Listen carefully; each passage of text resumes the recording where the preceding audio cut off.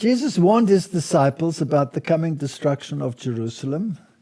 And of course, this prophecy, being in Matthew 24, has a double application.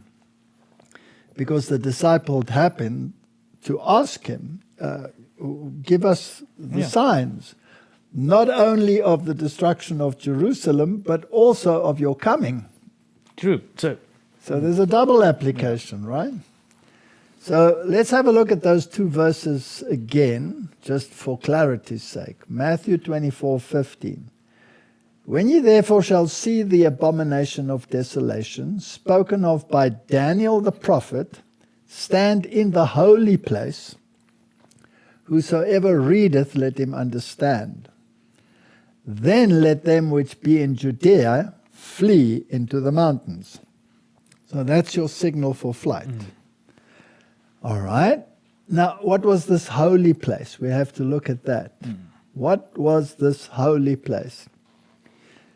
And here we have Luke 21, which is the parallel text, and it gives a different version of the same issue. And when you shall see Jerusalem compassed with armies, then know that the desolation thereof is nigh. Now, the Bible here calls it the abomination of desolation.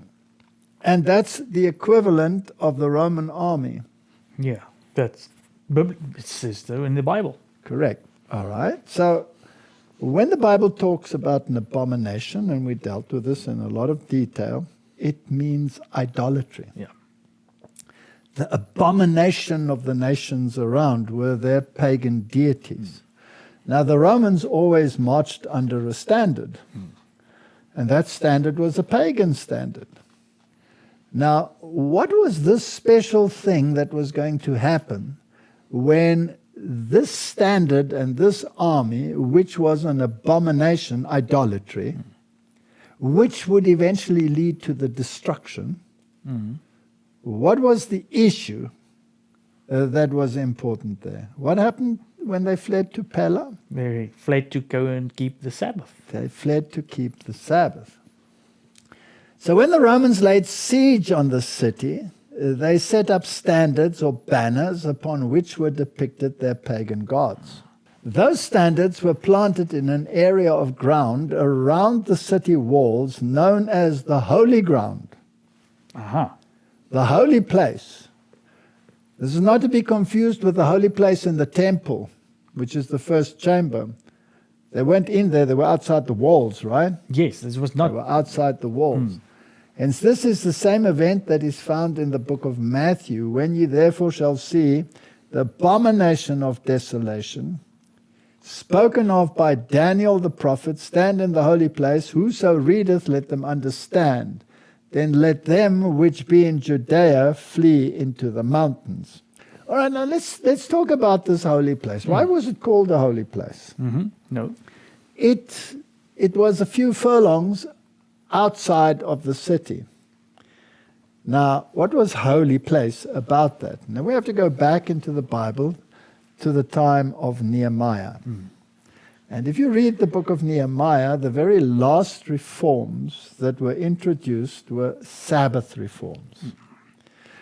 And he noticed that the tradesmen were coming into Jerusalem on the Sabbath day and selling their wares.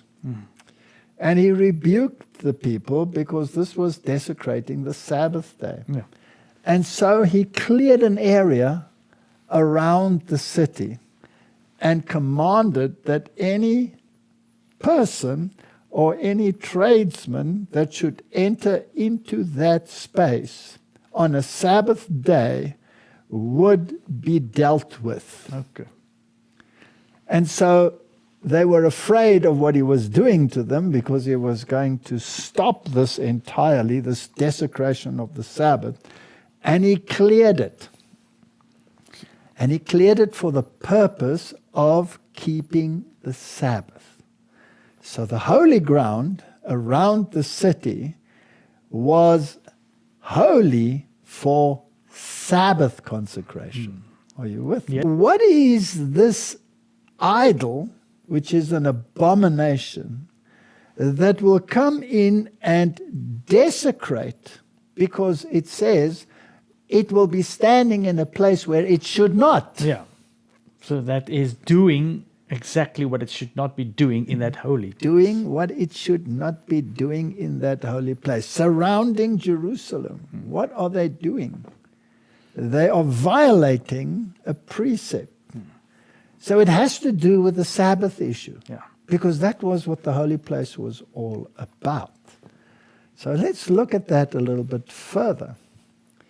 We have a statement here in Testimonies, Volume 5, which says, "The time is not far distant when, like the early disciples, we shall be forced to seek a refuge in desolate and solitary places.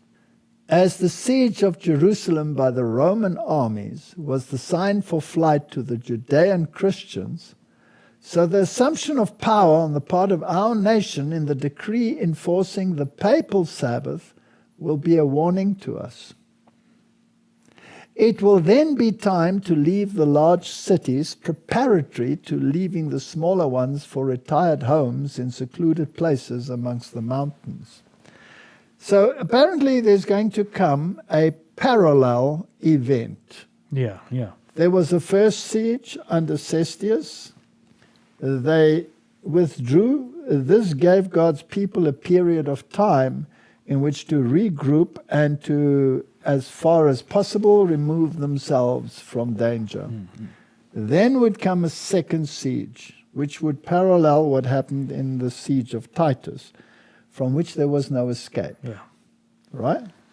It's a very serious Very